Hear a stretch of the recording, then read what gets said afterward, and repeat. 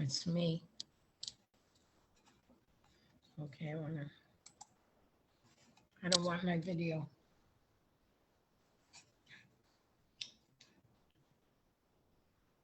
Now my mic is on. You didn't get on yet? No.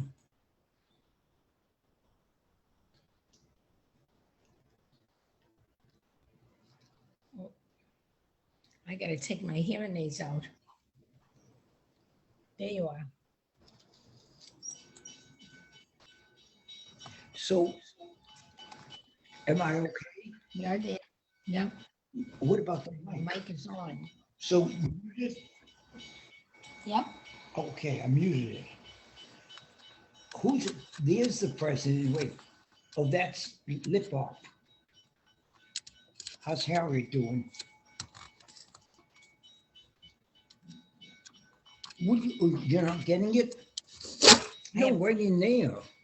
No, I'm in the on wrong the other side. side. I got it.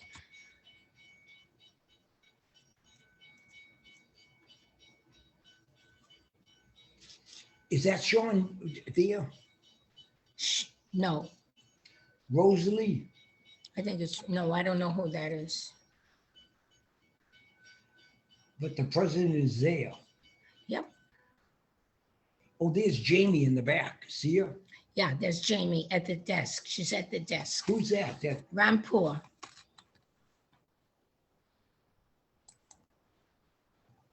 Oh, that isn't Rosalie, is it? Oh, there's Sidra. Is that Sidra?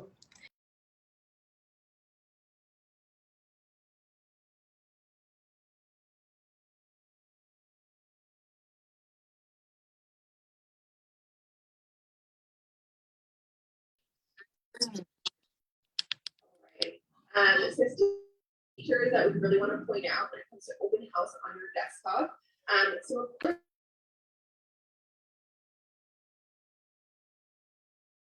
But something that I found that most agents really like is the option to have a QR code. So you can download a sign-in form QR code, and what this does is it gives you the ability to have people sign in from their own devices. So number one, you're not about having Wi-Fi. If you are using your computer to launch the sign-in form, you will need to have either Wi-Fi or like a personal hotspot. So this QR code helps eliminate the need for that, and also don't worry about people touching your face, which is, pre-COVID, post-COVID, it's not necessarily something you want, and also something that other people might not be comfortable with. So you can always offer both options as well, the QR code as well as launching the sign-in form on your device, and people can do whatever they feel comfortable with. So that's one of the best features about this. So you'll see when you go to the open house section in your workspace, more button, download sign-in form QR code, and right away you can download a QR code for you, and then you can either print that out or just have it up on your computer, and it's going to take them directly to the sign-in screen. And then here we also have this edit collaboration. We're going to talk a little bit more about that in a second as well. But this is where you can go ahead and add people to your open house. Maybe you have a teammate or another agent sitting it for you. So this is also going to be in that more section as well. All right, so we're going to talk a little bit more about updating the showing agent as well as managing collaborators. So the showing agent is can be updated. You'll just, before you launch your sign-in form, before you launch your open house, you can just kind of hover over the image of the agent and you'll see an edit button. So this showing agent, as you see here, is what's going to be displayed on the sign-in form. So always best to just make sure you have this updated. Even a switch up last minute of who's hosting it. It's really nice for someone to sign in and see that person's face with their meeting right there in the sign-in sheet. So you can go ahead and update this, and then all of the contacts collected during the sign-in form will always be given to both the listing agent as well as whoever is the showing agent. All right. So when you're editing collaborators, and this is where you can go ahead and edit what those collaborators receive. So everything will always default to the listing agent, right? So that makes sense. Their open house, it's their listing. They're going to get all of the email addresses, contacts collected, but you can also edit collaborators and give them different permissions. So based on your agreement, based on what you discussed with the agent who might be showing your listing, You can show them all visitors collected for the listing. You can show them only visitors collected when they're doing the showing. So when they're the showing agent, they will see all of those visitors that were logging in, signing in when they were showing the property, but they're not going to see it for everyone. So say you host multiple open houses, and maybe you agreed with this person, hey, you're only going to see you're only going to get the leads for those people that you were sitting the open house for. So that's one that we see used a lot. And then we have no access. So they're a collaborator, but they're sitting open house for whatever agreement you have. They're not going to have any access to any of the visitors that you collected. So these are the three different options for deciding what permissions you want to allow. Again, all of these permission settings is coming from the listing agent. So just something to make.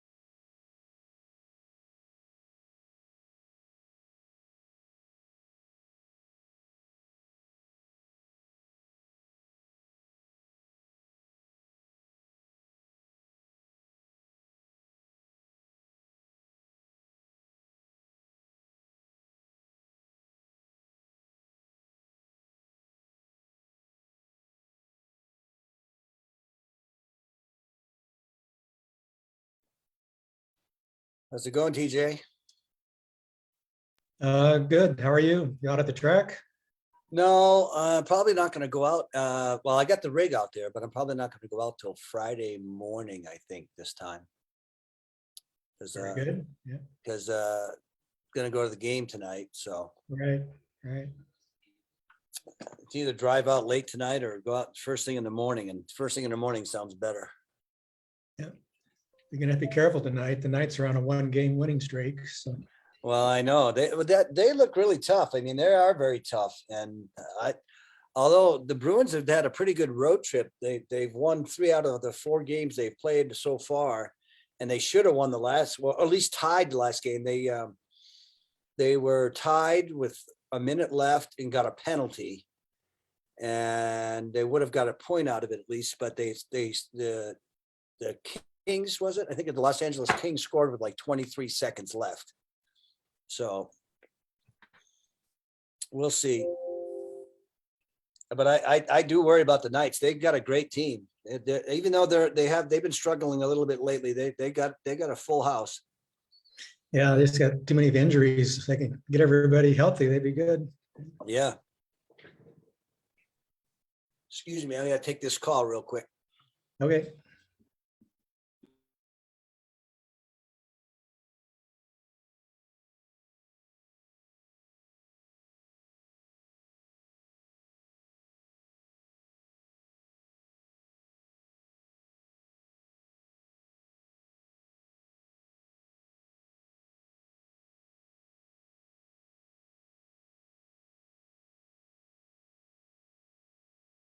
Oh, crooked beer. Hi, Tom.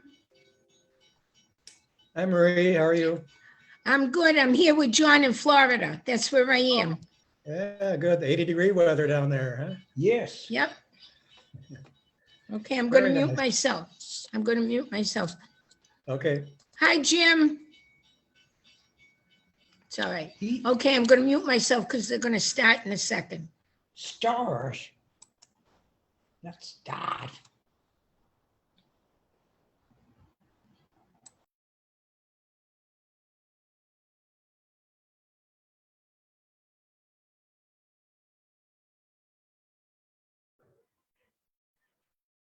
Tom, can you hear us?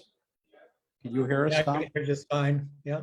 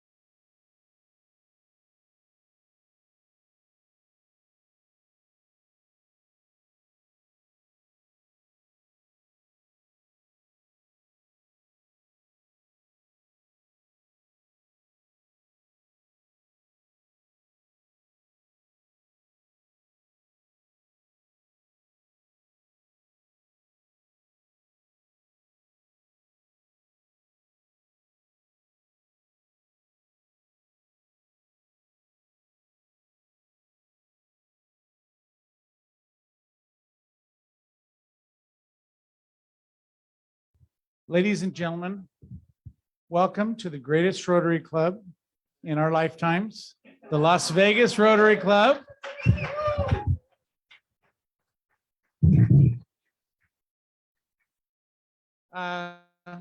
It's been a challenging week for many people throughout the world, especially those in Europe.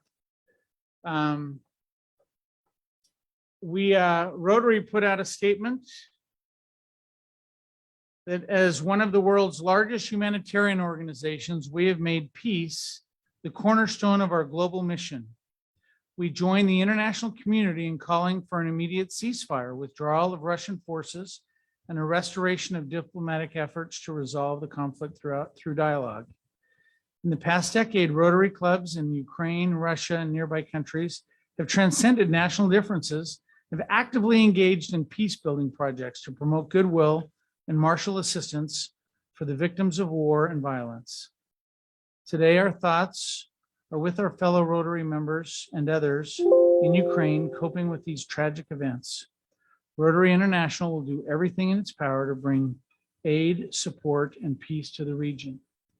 That is so important. We do so many things, and may all our prayers and thoughts be towards them as they're going through this challenging time. Invocation today will be offered by Bill Sterin, and Jamie Goldsmith will be our music leader. Bill.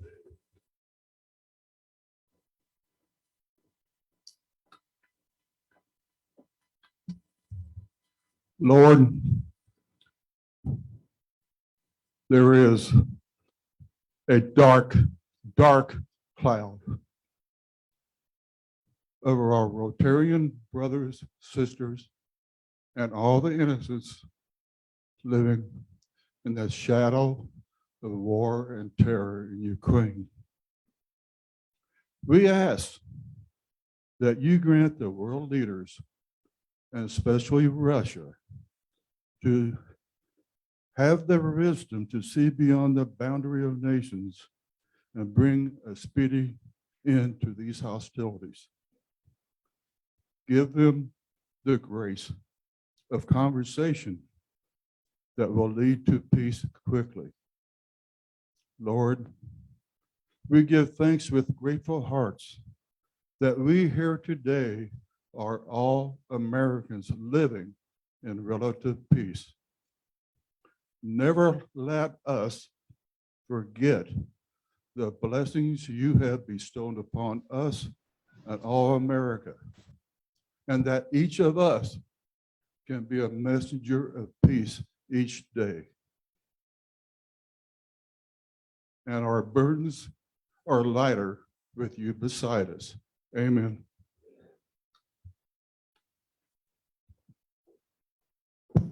Please join me in singing our national anthem. Oh, say, can you see by the dawn's early light what so proudly we hailed at the twilight's fasting, whose broad stripes and bright stars through the perilous fight for the ramparts we watched were so gallantly seen, and the rocket's red glare, the bombs bursting in air, gave proof through the night that our flag was still there. Oh, say does that star-spangled banner yet wave for the land of the free and the home of the brave?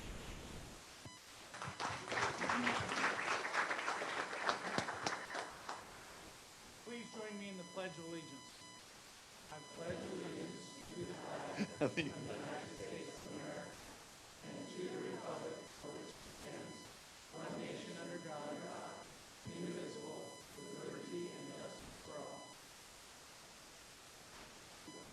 Okay. Standing by, sir. Okay. We, as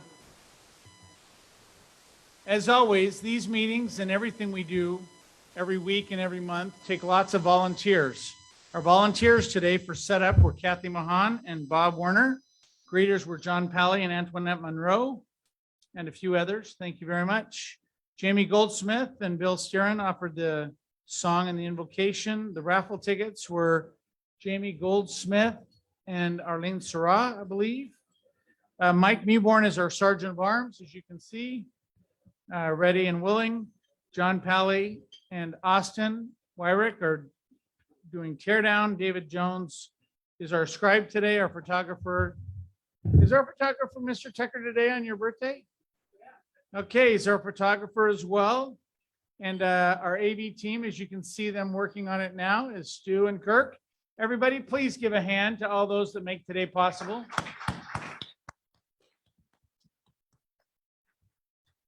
Great. Do we have Rotarians visiting from other parts of the city, the state, the world? We have a few over here. Mr. Sergeant of Arms, Mr. Mewborn. No. Well, they are back. We have our internationals flowing in. Got it. Murray, thank you for coming. Hey, thanks. I'm just happy to see you all again and be in this nice warm weather. Last week it was minus 28 in Canada, so Wow, 90 here is pretty good. great. Oh, and I brought along my good friend, neighbor, and Rotarian out of the Stampede Club, Ernie Yaskowicz, and I'll just pass the mic to him for a sec. Hi, just can't tell you how happy I am to be at the meeting today. I'm looking forward to meeting Ernie, you. welcome. Thank you very much. All righty. We have some visiting Rotarians in the back, Michael. Yes, we want a picture. Hi, how are you? Good. Great. It said Stampede, so I know exactly Where where are he's you, from. where are you visiting from? We are from a different part of Canada where it's not minus 28 degrees. Just saying, Where The whole is it country is colder not- or warmer? warmer. Okay, good. So Where are we you live from? just outside of Niagara Falls on the Canada side, and we're with the Rotary Club of St. Catharines. Awesome. Well, welcome to the club today. Thank you very much. Any other visiting Rotarians? Great. So all of our visiting Rotarians are international. That's pretty awesome. Okay, guests. Michael, I have two guests I'd like to introduce first. I have Mujahid and Samaya Ramadan as my guests right here. There you go. And the back table. Thank you, and I'm glad to be here today, not as a speaker, but I enjoyed the presence and the fellowship with you all before. So thankful what the Rotarians are doing around the world, and especially those Great. announcements. So He thank brought his daughter. She's checking out the club. Let's give her a warm welcome. Thank you all for having us here today. I just came in from Spokane, Washington, so it's nice to be in warm weather. I just came from 20-degree weather, so it's kind of hot here right now. So I'm in warm, cooler weather right now, or warmer weather, but it's good to be back home in Las Vegas, and thank you all very much. And everyone continue to stay safe and healthy. Thank you. Great, thanks. Well, thanks for visiting us.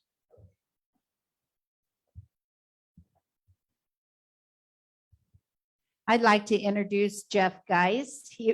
This is his third visit, potential Rotarian. He is with the Nevada Association of School Administrators. Great. Okay, great. Next. Back table, Bill. Future president-elect. Thanks, Mike.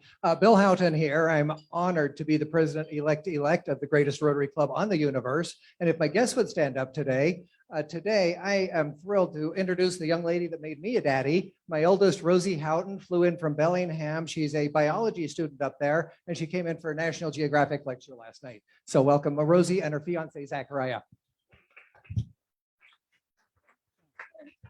Yeah. Okay, more guests. I know we have a few more. Over there, Mr. Gordon, past President Gordon. I would like to introduce three guests from the local Las Vegas area Boy Scout Council. We have Todd Walter, who's the Scout Executive, Ryan Moon, who's the COO, and Bryce McCandless, who's the Director of Program Director. Great. Thank you very much. Awesome. We have, You don't get the mic. I have with me Melissa Fernandez, who works with NV Energy. great. Thank you. Any other guests of Rotarians? We have one more over here, Michael.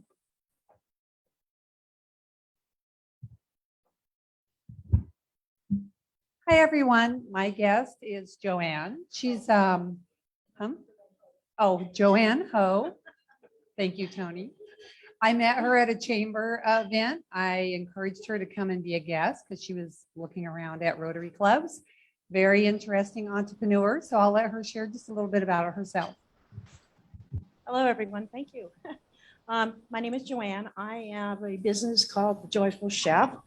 I am actually a retiree ex-Disney executive. I relocated to Las Vegas in 2016, and I created a business with the sole mission of giving back to charity. So I cook for 3 Square, I provide private culinary classes, and I organize and for a few charities in town that I'm quite close to that are very near and dear to my heart. So, I mean, that's just a real small snapshot. Great. We're grateful to have you here. I think we're going to use you in one way or another to help with some of our activities. You're going to fit in real well around here. Okay, there we go. Okay, any other guests of Rotarians? Please, let's give a warm welcome to our visitors and guests of Rotarians. Okay, Mr. Mewborn, if I can get you over here. We have the start of every month. We recognize those with birthdays in the month. We have a few people sitting at the birthday table. Who do we have? Please state who you are, where you were born. You're welcome to tell us how old you are, but you don't have to, and how long ago you joined Rotary. Well, I joined Rotary, and let's put it this way, I was 46, 30 years ago. And I'm from England, born in Stoke-on-Trent. That's where they make all the china.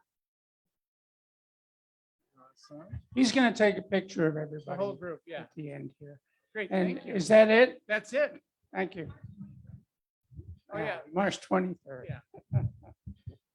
Karen Wisenhunt. I've been in this club for 28 years, and I was born in Edmonton, Alberta, Canada, not too far from where Marie is from. And it's a pleasure being part of this club, and we are really the best club in the world. We are. Thank you.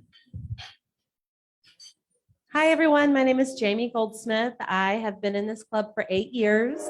I was the 25 club president. I served on the board. I am the president of SOAR. I'm also the district newsletter editor and the 2023 district conference chair. I got a new name badge, which is kind of nifty. So that's exciting. I am originally from Jonesboro, Arkansas, and I will be 46 on March 27th. Wow.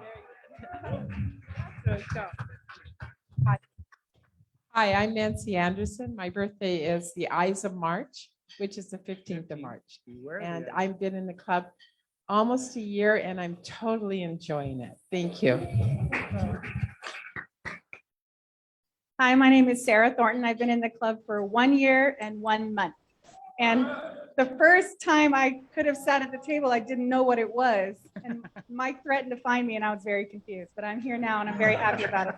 My birthday is March 22nd. I'm an Army brat. I was born in Willingboro, New Jersey. No comment please, about Willingboro. What are you doing? I'm not. Hi there. No, that was Brian Sorrentino, born in Islip, Long Island, New York. I'll be 54 on March 30th. I've been in the club 4 years. Welcome. Do we have any other folks here that have birthdays this month? We have one over there. Ooh, I'm sensing a fine, Is that, Mr. President. that's a finable offense, $50, Rose, for your birthday. Sucks to Sitting be at the you, wrong Rose. table. So no, it wasn't that. Past President Jackie saved me a seat. So. So we'll find her too. Yes, you can find her too. $50. No problem. I'm sure she'll be fine with that. So I'm Rose Polacco. I was born in Montreal, Quebec, Canada. Je For my pense. Canadian friends here. Yes, but I am an American and I've been in America over 30 years. Yes, proud of it. Yes, Jackie tells me what to say. I've only been in Rotary almost 22 years, started in Westlake Village, California, then came over here in 2008. I think it was Randy Campanelli's year. And I am 39 again. Thank you. Thank you. Happy Awesome. to be alive and happy to be a part of this club. Okay, any other Rotarians with birthdays in the month of March? We And don't also worry, have- Jackie tells us all what to do Yes. and say. Okay, also Paul Kruger, Matt Nelson, Chris Rodenfils. Let's see who else? Don Holland and Michael Williams that are not here. Also had birthdays. Sidra, would you be willing to lead us in singing happy birthday to the birthday table? Come right up here. I should have warned you, I didn't. And then we're going to do a group picture. Okay, Michael, if you want to give up the microphone to Sidra.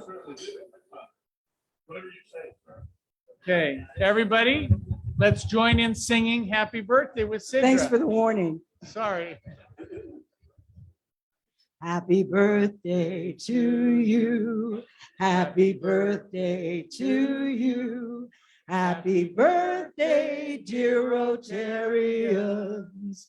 Happy birthday to you. And many more. Oh my goodness, we have lots of announcements, so we got to be brief, everybody. Karen Wisenhunt is going to start us off. The first thing, the Green Book, before I let Karen talk, the Green Book should be going around. Let's make sure it goes around. We've got lots of things to sign up for. We need lots of help. Thank you. So keep it going. Karen, what do you got to tell us? Okay, I've had a lot of people asking me about our Ukrainian ladies that were here 3 years ago. For you newer members, there was a program called Open World, and we had 6 of the most amazing young ladies come here from the Ukraine, and they were here to study their profession. All of them, except for one, were teachers of special needs, primarily autism. And I'm happy to report that I've actually been in touch with all 6 of them. They have pride of country. All of them have decided to hunker down. And I've received many, thanks to social media, I've received many notices from them. And the biggest message they can say is pray for the Ukraine, and they're not afraid to die. So that's. Wow.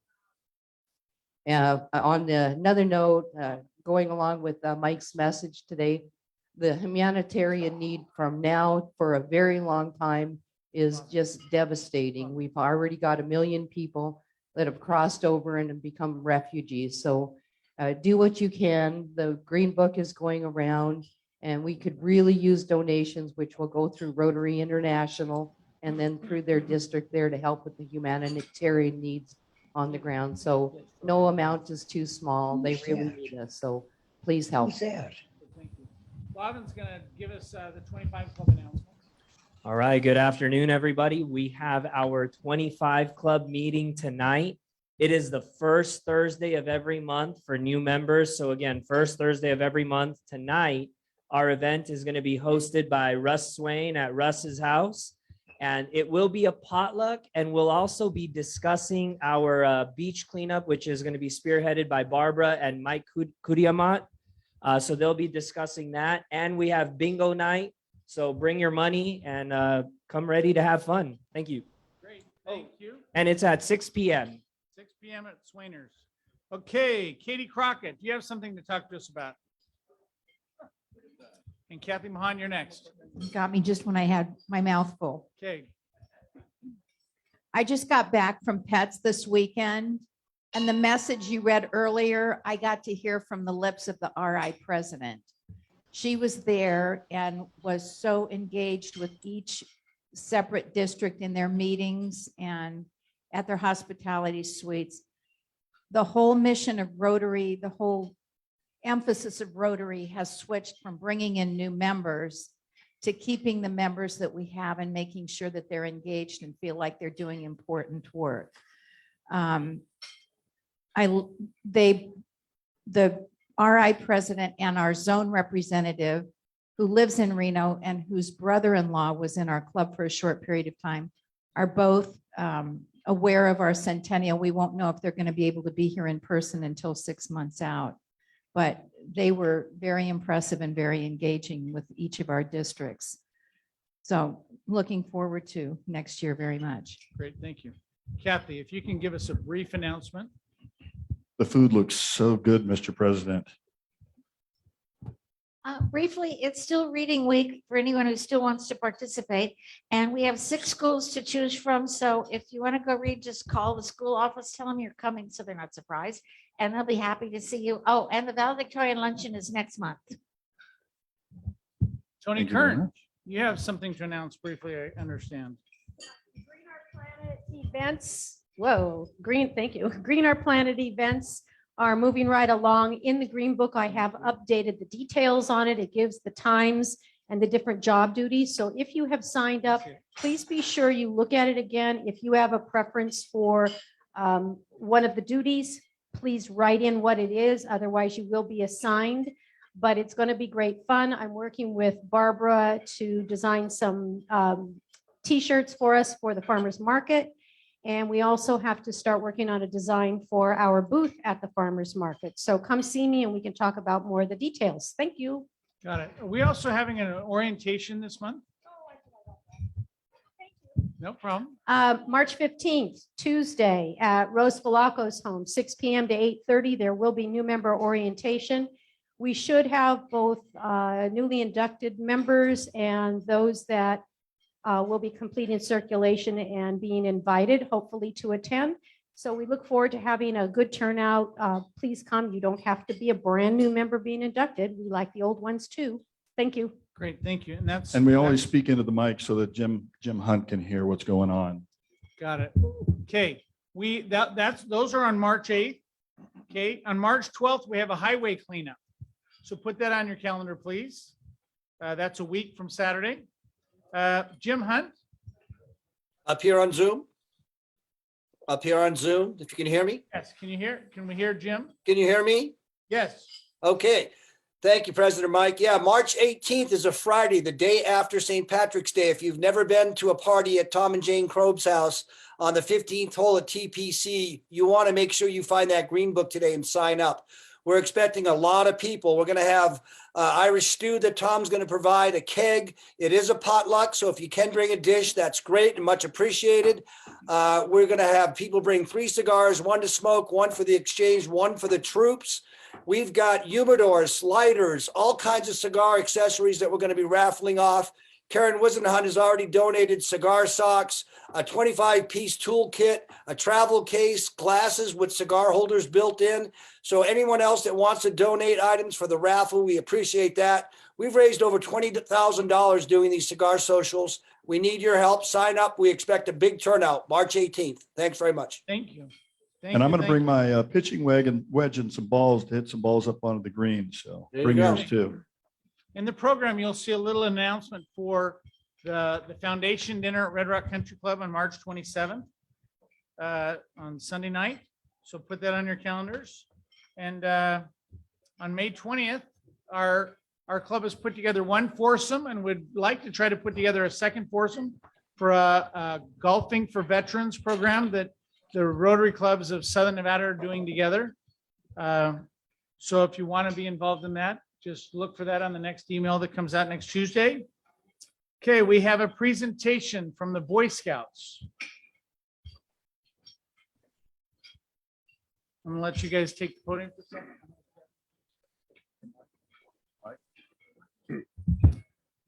In the interest of time, let me do a good turn and not take any more time and present Scout Executive Todd Walter.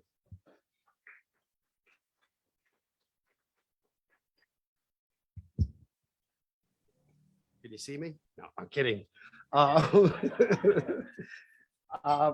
want to just do quickly. We have a couple things that we wanted to share today. And the first is we had an amazing Scouting for Food drive a couple of weekends ago, and we collected over 50,000 pounds of food across the valley. It's a single largest food drive in the Las Vegas area, single day food drive, not one spread out over weeks. So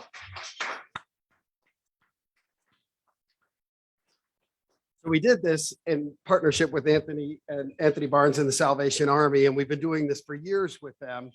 But we also collected from the community over $17,000 for the Salvation Army.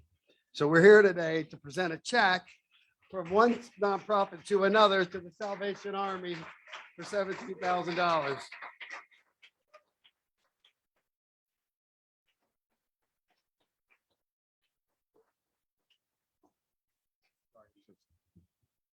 I just want to sneak in really quickly and just say, first off, thank you so much. This is phenomenal. Partnerships like these, I mean, 34 years and running with Scouting for Food, but also we couldn't do what we do without the generosity and the partnership with organizations like this, but also thankful to the Rotary Club. This past year, we were able to provide over 800,000 meals within Southern Nevada. It's going to a great cause. Families are getting to eat and have their basic needs met. And it starts here with people like us. So thank you guys so much for everything you've done. We really appreciate it. Thank you.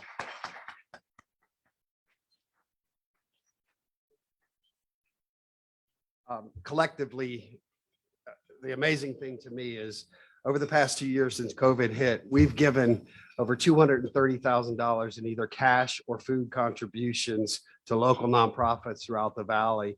And it's all us just trying to teach kids, we got to give back. We got to give back to our community. And it's kind of that service above self mentality. To that end, we have a presentation for you, Mike. Michael, could you please come up here? Michael bought a paver in our paver park, and we put brochures on the tables, but because of COVID and other things, we've been really, really delayed. He bought this paver in the name of the Las Vegas Rotary Club. So we're here today to present this. Everybody.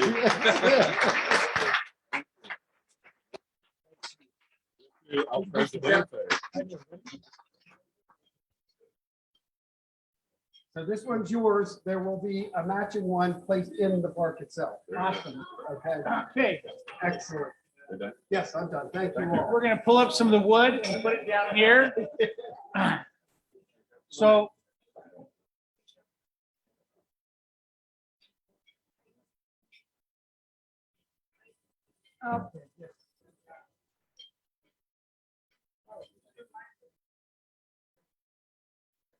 okay.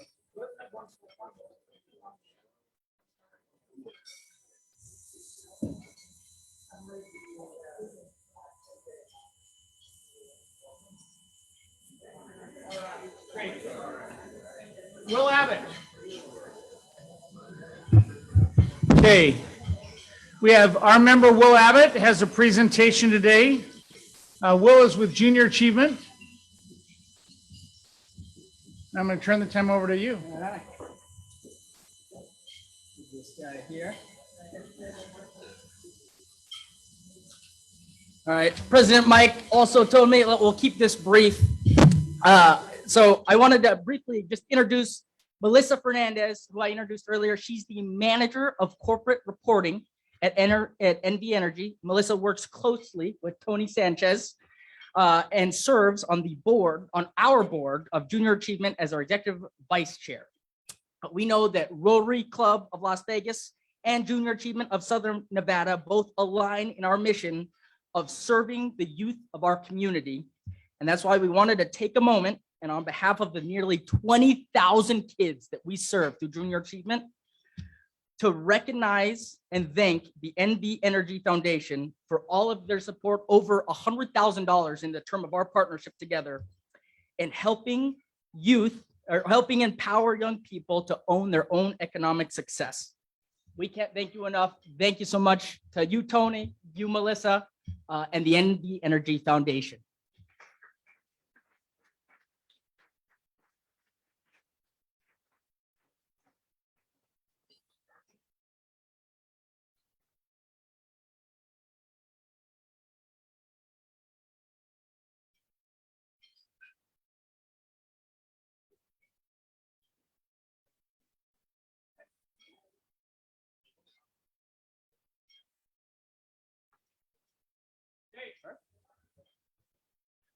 And there's more.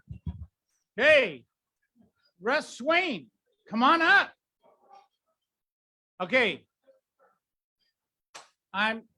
You're committing to a brief time. We talked about this already, but he's got some amazing news. Bob Warner, come on up too. Because he'll have an announcement right after he makes his announcement. Good afternoon, fellow Rotarians and guests. Past President Russ Swain here. I have some great news for the club. GLB Insurance Group and Alara Group Company participated in a little social with one of the carriers we represent yesterday, and they had a little bowling event. And boy, me and my coworkers haven't bowled for 10 plus years, and we showed up and we won first place. And they asked for a charitable cause on who the money should go to, and I just wrote down, what do you think? The Las Vegas Rotary Foundation, right? Well, here's the good news. I have a check here for $3,000 from a boom.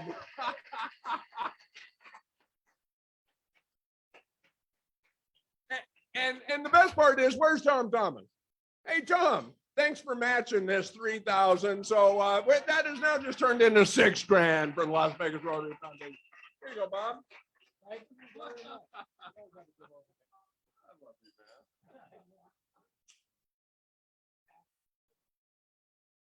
Well, good news that the Las Vegas Rotary Foundation never stops, because we have a check over here. First of all, thank you for the board that you put together for the Super Bowl. I've got Kudamon turning his into his check. Michael Kudamon, thank you very much.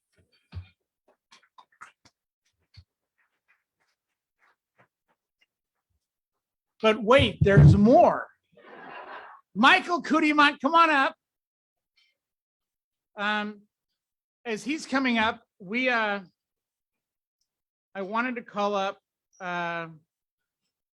Jamie Goldsmith. Will you come on up, please? Before Mike does his deal, we instituted a service award of the month program. And Jamie, who has been volunteering, as you heard, as she described on her birthday talk, all the different things she does for Rotary. Well, she has filled in so many ways in the last year, the last month. And so we've nominated her, and we're recognizing her now as our service member of the year, or of the month for Rotary. So thank you.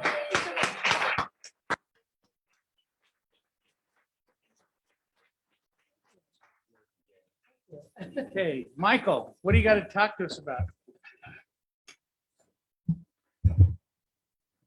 The Full Harris Fellow recognition acknowledges the individuals who contribute and have been contributing in their name of $1,000 to the Rotary International Foundation. We all know Rotary International Foundation has been supporting international projects, eradication of polio, and including the US ones that we're supporting humanitarian aid to Ukraine.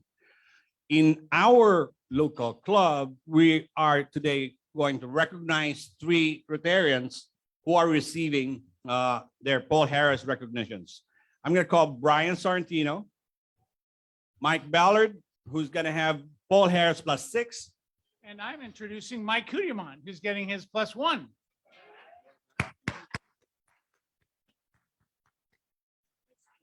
Thank you.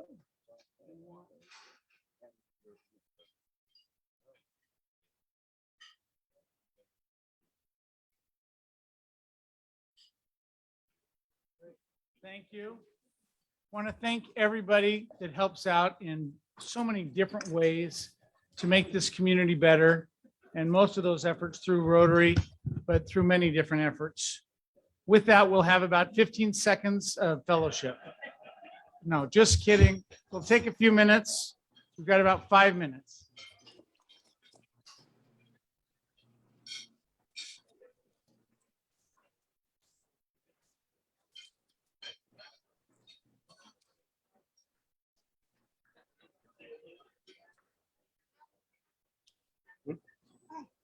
Nice.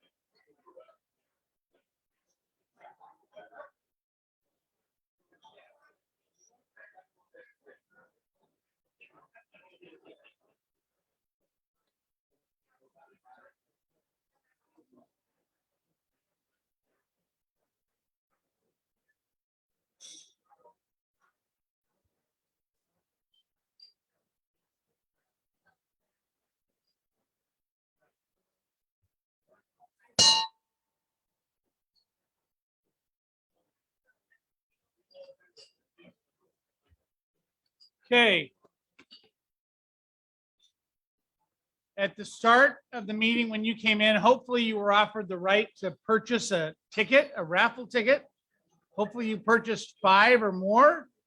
We're now having the raffle now. Half the money goes to our foundation and half the money will go to the lucky winner if he or she draws a joker with this deck that has probably about 42 cards, maybe 40 cards every week. We tear up the card so the odds get better. The number is 748-722. 748-722. Winner, winner, chicken dinner. Come on up.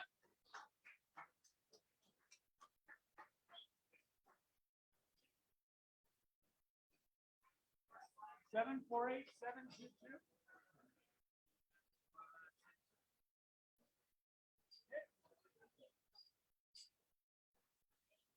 Gonna pick a card. Here we go. Here we go.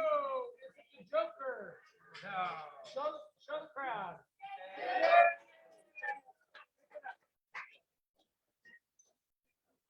Okay, thank you very much. Here's $10 as your consolation. Thank you, sir. Reinvest next week. Okay. Now, for $50 in Lowry gift cards. Oh, it just might be you again. It looks like they're pretty close. 748-776. 776 are the last 3 digits.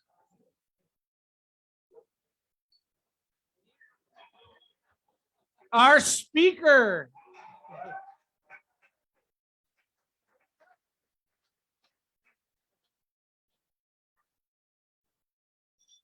Okay. I'm now going to invite Richard Jost, our immediate past president, my loyal mentor, to introduce our speaker. Thank you, President Mike, and thank you for the privilege of introducing our speaker today. I've known Tony Sanchez for many years. He joined our law firm quite a while back at a time when we had a number of utility regulatory matters pending, and I'm thrilled to say that we did not know what we didn't know until Tony came on board and bailed us out. And I think it's fair to say that Tony Sanchez is the most knowledgeable lawyer in all of Nevada when it comes to utility regulation, and probably has forgotten more than almost anyone else ever knew, at least about utility regulation. And the other thing I want to say about Tony is there are plenty of lawyers. I know this will be a shock to some of you to hear this, but there are plenty of lawyers that have egos that don't allow them fit through the doorway. But Tony is one of those rare lawyers who actually should have a giant ego, given how successful he is and how smart he is. But he is just the nicest person in the world to work with. And I think that explains a lot about why Tony has risen so rapidly in NV Energy. So my friend, Tony Sanchez.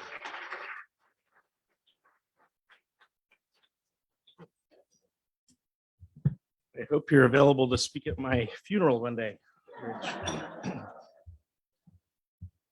It's a real honor to speak to Rotary today.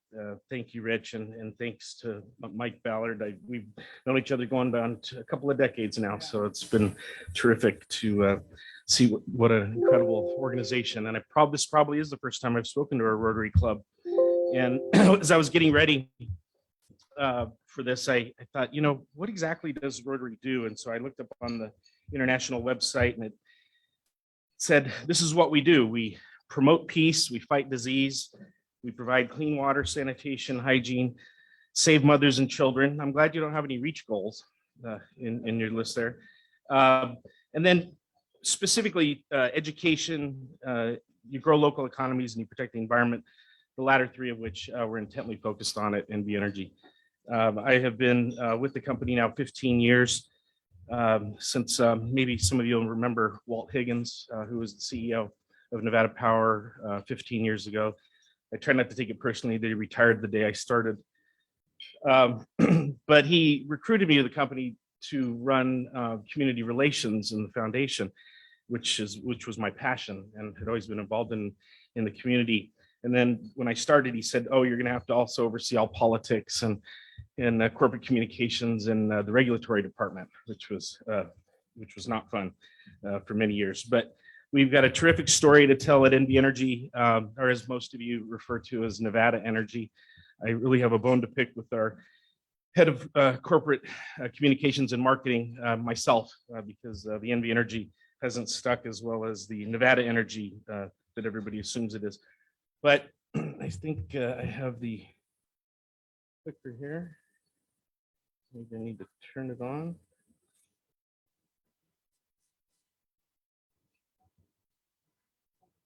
Oh.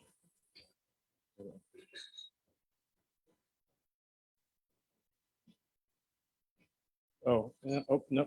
I think it says you have to turn it on. Yep, it's on there.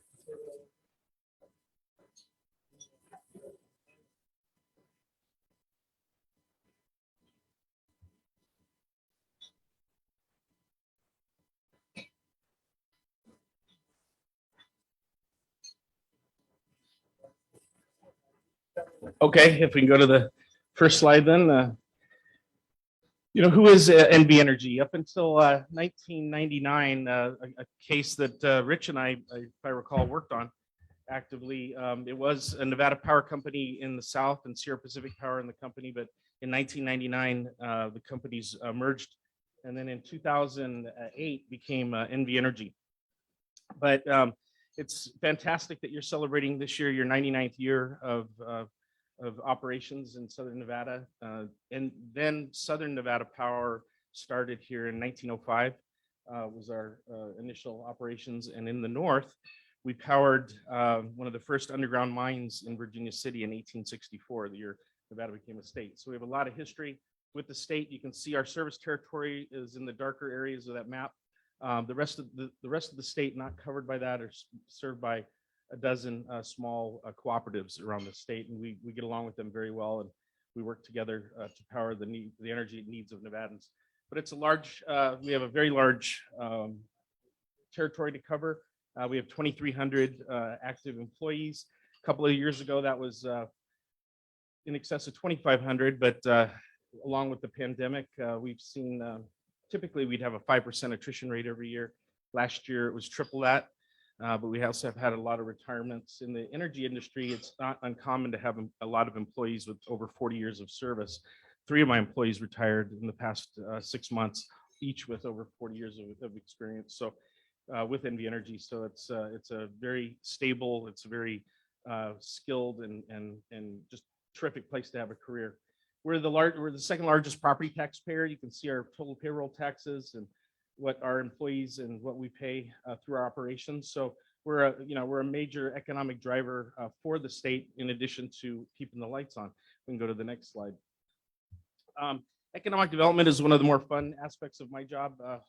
Many of you probably remember Arnold Lopez, who passed away a few years ago. Arnold headed up our economic development efforts here in Southern Nevada, and always called him the unofficial mayor of Southern Nevada. But we're just incredibly busy right now. We're literally drinking from a fire hose in terms of the growth. You can just see our 2 fastest growing areas are the Speedway out to Apex area, as well as West Henderson. And it's very hard to keep up. Obviously everybody remembers our last big recession in 2007 to 2011. And obviously we had an opportunity to catch up a lot, but we're seeing growth right now that was comparable to the early 2000s before we went into our recession. The next slide. So I have a team of 8 folks around the state, and their job is to, we're usually the first point of contact for any kind of business that wants to come into Southern Nevada or Northern Nevada, because power is usually something. Oh, sure. Power is usually one of the first questions, especially large manufacturing companies. And so our folks literally are available. We put together a very detailed discovery package on our website. That if you go to www.nvenergy.com, you see areas where there's land available for purchase or lease.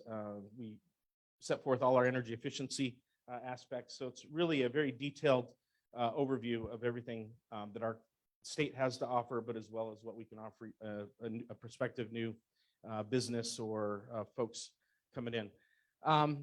Bottom line, one of the best selling points that we got though is our rates. And when we tell folks that our rates on average are 56% lower than California's, that is the reason most of the new business we get is coming from California to escape that price differential.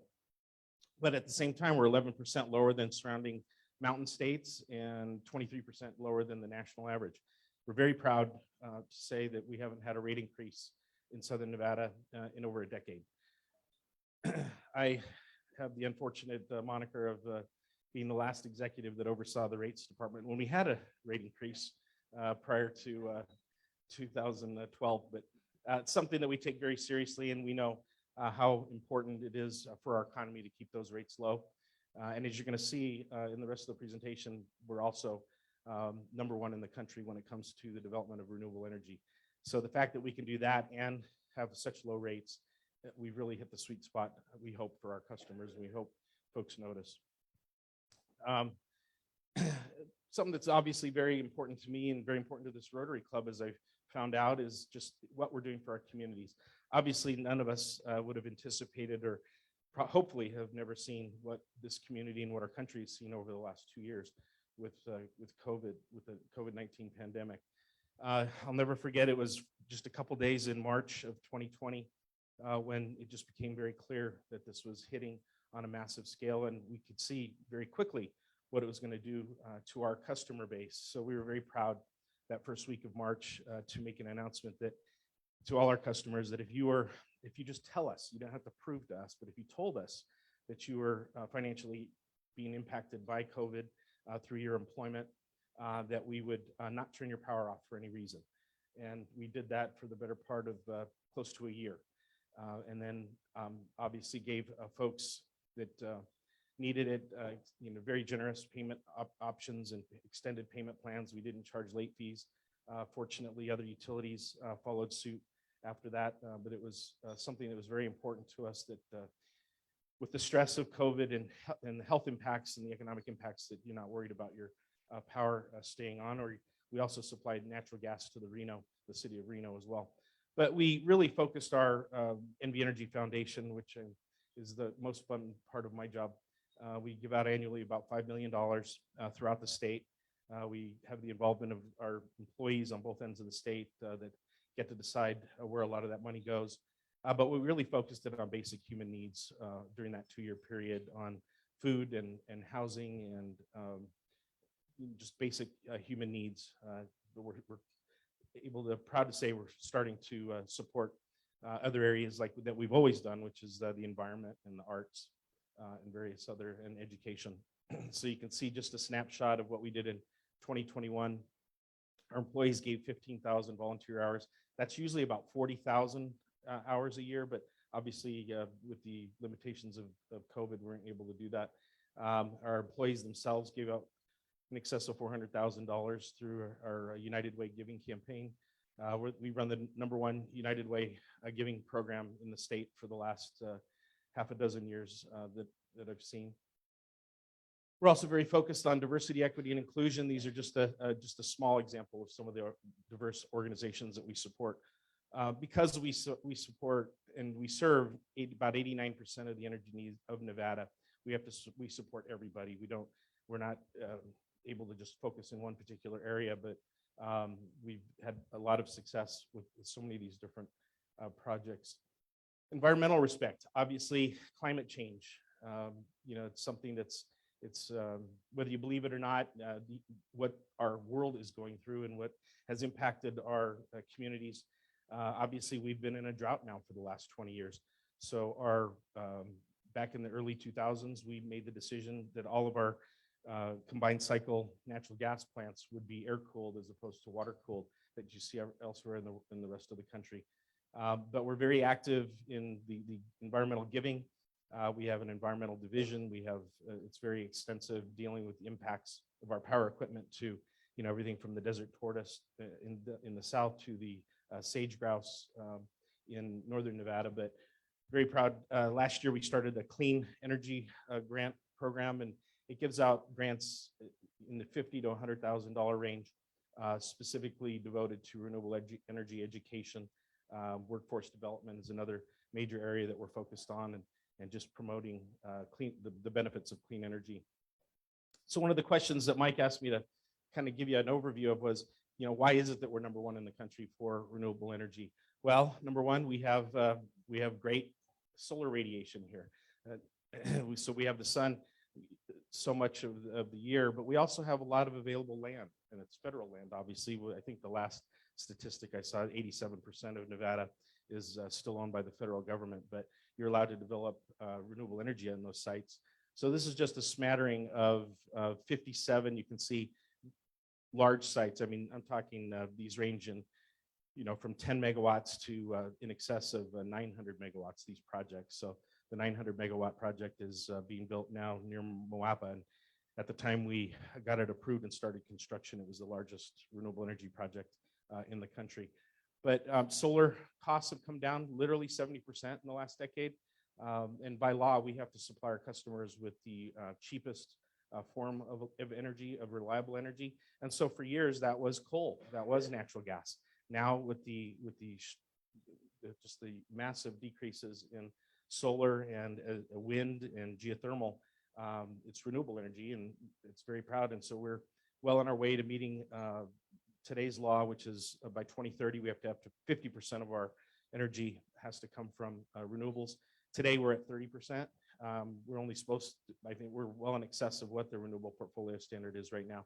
But we share the state's dream, which is 100% decarbonized by 2050. And so that's everything that we're doing going forward.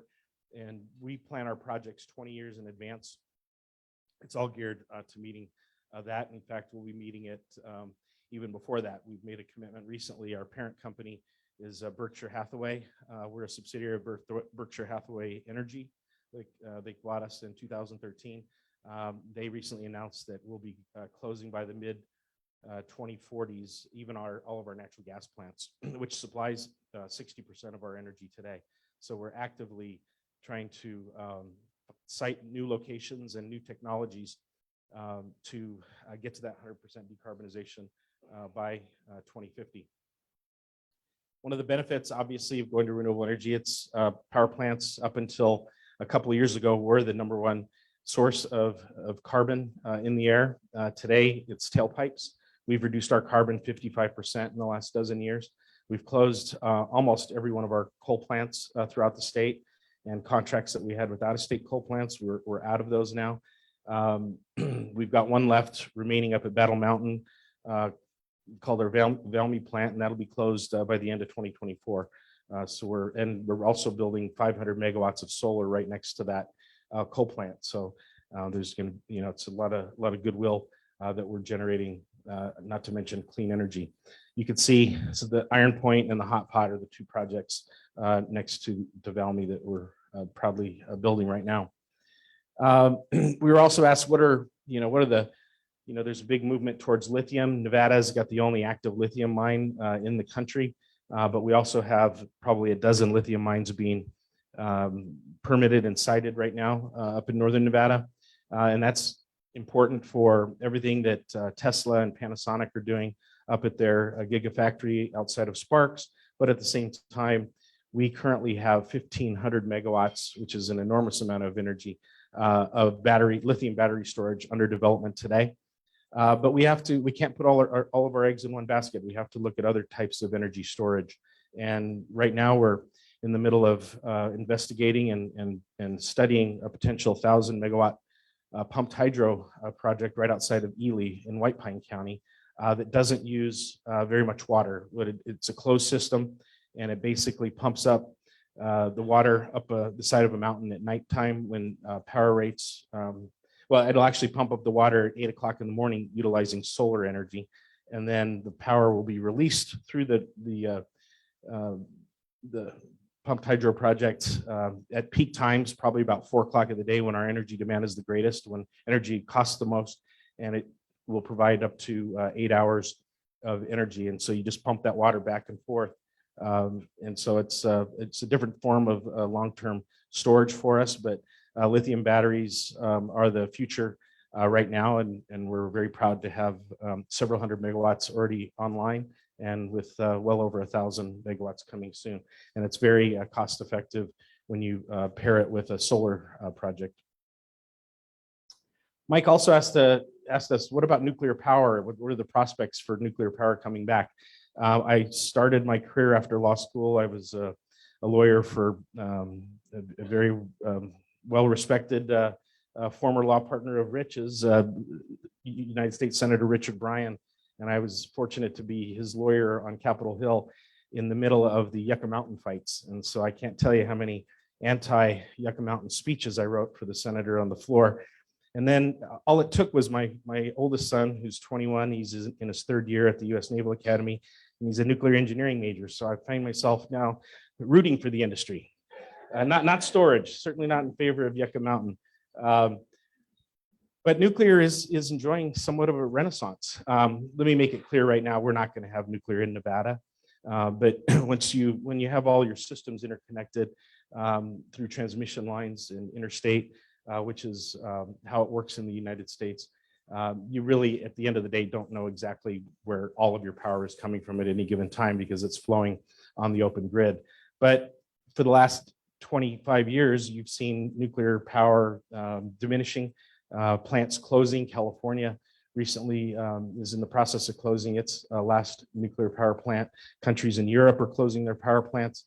But at the same time, folks like Bill Gates and others are starting to do research and development in nuclear power. And our company, Berkshire Hathaway Energy, through our subsidiary Pacific Core, is currently received a $400 million grant from the Department of Energy, and as well as Bill Gates, his money. They're in the process of trying to perfect a 250 megawatt modular nuclear reactor in the state of Wyoming. Why it's important and why is it going there is because they were all coal dependent, coal plants, mines, as well as power plants. And as they're closing those plants with stricter EPA requirements, it was putting entire towns off the map because these towns were relying on these projects. But now with nuclear coming back, it's going to be exciting to watch where that goes. But still in Nevada, it's still, as of right now, it's still an extremely water intensive form of energy to develop. And so we won't probably be having anything like that here in Nevada. We're also fortunate to have, we're usually in the top 3 in the country for grid resiliency. For those of you that live back east and other parts of the country, power outages are a regular way of life. Here they're not to say we don't have them, and certainly in times of some of the microstorms that we've had here in Southern Nevada or in Northern Nevada with the snowpack. But we're very proud of how resilient the grid is. Every time there's a Raiders football game, we've got entire crews out there making sure nothing happens like what happened at the Super Bowl in New Orleans a few years ago when the lights went out. But we're always looking for opportunities to modernize our grid. And so we've got investment going on all over the state. One of the most important projects that we're currently working on, and this will be going on for the next 10 years, is our GreenLink Nevada project, which the Nevada legislature recently approved and the Public Utility Commission of Nevada approved. And that's a $2.5 billion transmission line from Las Vegas going up the west side of the state to Yerington, which will allow power to go. And I'm talking about, like, these can have a capacity of about 4,000 megawatts at any given time. And then GreenLink North would go from Yerington over to Ely, completing the loop with the current Nevada Online, which stands for One Nevada line that goes from Ely to Las Vegas. And that was completed back in about 2011. And so that is going to, one, give us additional redundancy, but we can trade power back and forth more easily with Northern Nevada, where it is heavy geothermal based. Southern Nevada, it's heavy solar based. We only have a little bit of wind right now up near Ely. We've got that pump storage project being looked at, but this has also opened up thousands of megawatts of renewable energy in some of the remote parts of our state that didn't have access to transmission. So it's really going to be a game changer for us. We'll be in the permitting phase until 2024. We'll have Greenlink West completed in 2026, and then Greenlink North will be finished before about 2029. So 4,000 jobs, close to $700 million in economic impact to the state. And this is going to be a real game changer for both Nevada as well as renewable energy around the West. The other question that was asked was, what about electric vehicles? Every car manufacturer is building these. Can you keep the lights on? Well, not only can we keep the lights on, but this is something that we're, as a company, investing $100 million in over the next 3 years to get charging infrastructure to all of our communities, everywhere you can think of throughout the state. If you have an idea where you'd like to see a charging station, please go to our website, nvenergy.com, and because we're asking for public input where to put these. Obviously, they're going to be at the common sense locations. They're going to be on the strip. We're going to have them at parks. We're going to have them at shopping centers. We're going to have them at state parks and tourist attractions, but they'll also be at apartment buildings and multifamily housing in other areas. And per the state's mandate, 40% of this investment has to go into economically distressed or underdeveloped areas of the state. And we're proud that the plan that we filed and got approved is going to make sure that over 50% of the funding is going to be going to those different areas. So you probably won't ever hear the acronym ERTEP, but it just stands for Economic Recovery Transportation Electrification Plan. We're getting folks back working immediately on these projects. So this is really the main focus of our company at the moment, is just to try to keep up with the electric vehicle demand. And how do we, another question we got is, will you have enough energy to power if all these cars go electric? And we do. We plan our power needs 20 years in advance, and we update those plans literally on a rotating, on a yearly basis. And so as we're literally right now building 3,000 megawatts of renewable energy, and later this year we'll be announcing quite a bit more. To give you a kind of an idea of how much that is, our total peak load at the hottest day in August is going to be about 8,500 megawatts. Today, on a mild day, we're probably using we're probably using 3,500 megawatts. So we really have to build and be ready for that, not only meet the portfolio standards, but also to meet the demand that we have. And I think they were going to try to put a video. Go ahead and play that. This is just a short video showing the extensive work that's going into our vehicle electrification plan, something that we put together recently that shows our community partners. So if we'll show that just briefly, and happy to answer any questions. Well, first of all, Mr. Sanchez, I'd like to thank you for your time. Thank you for presenting to us. And I want to offer my backyard for a wind farm. Blows my patio furniture everywhere. Well, I've often said we're missing an opportunity by not putting a couple of those propellers outside of the state legislative building. I do have a question, and it seems to be that natural gas is a very clean source of energy, and yet it appears that states and even cities like New York are trying to do away with natural gas. Can you explain why that might be? Sure, and I share your description, but for environmental groups, the Natural Resource Defense Council, the Sierra Club, and others, they'll point out that natural gas, it still emits 50% as much carbon as coal did.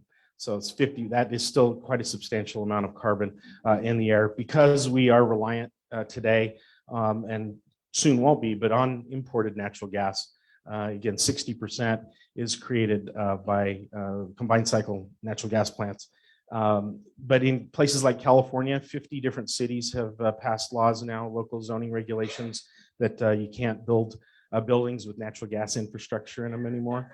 I think, look, we believe that natural gas should be regulated. We've made the offer at our last legislative session to put natural gas into our integrated resource planning process, so we can responsibly phase it out without economic impact to our customers. We weren't taken up on that offer, and they went for all or nothing, and they didn't even get it out of the first committee of origin. Danielle Monroe Moreno, Assemblywoman, she was the chair of that committee and just said the impact has just not been well thought out. But there are ways to reduce our reliance on natural gas, and that is more renewable energy, and that's exactly what we're doing. And here's the video on our vehicle electrification. Bill Steeren here. NV Energy is excited about the future. and we're I committed to continuing understand. to add renewable energy resources. Wait one moment. And transmission projects to help further decarbonization efforts here in our state. Is there a way to turn up the volume? The transportation sector now creates the most greenhouse gases of any sector in the state of Nevada. For a clean energy economy in the state of Nevada, we need to electrify our transportation sector as much as we possibly can. NV Energy has long been a supporter of Doug vehicle Cannon, our electrification. president and We CEO. partnered with the Governor's Office of Energy to build the Nevada Electric Highway to ensure that you could get from Las Vegas to Reno and other rural parts of the state without having that range anxiety that so often comes with having an electric vehicle. So Senate Bill 448 in the 2021 legislative session created the Economic Recovery Transportation Electrification Plan. That plan is meant to accelerate transportation electrification and increase charging stations across the state through 5 programs, with a commitment to historically underserved communities and making sure that we're serving our tourism industry. Our plan was strategically designed to help advance Governor Sisolak's climate action goals, as well as President Biden's Infrastructure Investment and Jobs Act. The equitable distribution of these investments and the infrastructure are a top priority for the Nevada Conservation League and our partners. Regardless of race, of income, or of zip code, everyone deserves access to the benefits of clean energy. It's critically important that we have those important community partners like Governor Sisolak, like Senator Brooks, and others that are committed to seeing a new energy economy born here in the state of Nevada. It has been such a pleasure to work with a group of individuals that has made it possible for 40% of the EV investments to go to the historically underserved community. Another critical partnership that we have is with the International Brotherhood of Electrical Workers, or the IBEW, to ensure that we have a diverse workforce that invites every Nevadan to come to work, to help install this electric infrastructure, and to really be part of developing this new clean energy economy. This career allows them for 5 years of apprenticeship, and for the 20 or 30 years in their career, it allows them to see the future and be a part of it. The reason why an investment in transportation electrification is so important for the state of Nevada is because there is nothing but an upside benefit for all Nevadans. We don't have oil, we don't have gas, we have abundant renewable energy. It makes sense to electrify transportation with clean renewable energy today. So I'm so happy to be in Nevada, where we're moving forward and we're doing things to make our communities a better place. So appreciate, it's very exciting technology and where our company's moving, but I know time is almost up, and but I'm happy to stick around and answer any questions individually as well. But I think there was one in the back. Bill, gotta be short. Short. I understand in California, when they run short of power, they pull power from our grid. Can you explain that in 38 seconds or less? Yeah, they don't pull power from our grid, but what they do is power that we're getting from the Pacific Northwest and parts of California that we have contracts for comes through on transmission lines. In times of their emergency, they stop the power coming through, which we think is illegal, and we filed complaints with the Federal Energy Regulatory Commission. And so we're sometimes at the mercy of the dysfunction in California. At the same time, we have to fix our own problems, and that's why we're weaning ourselves off of out-of-state contracts. Great, thank you. Great, everybody, let's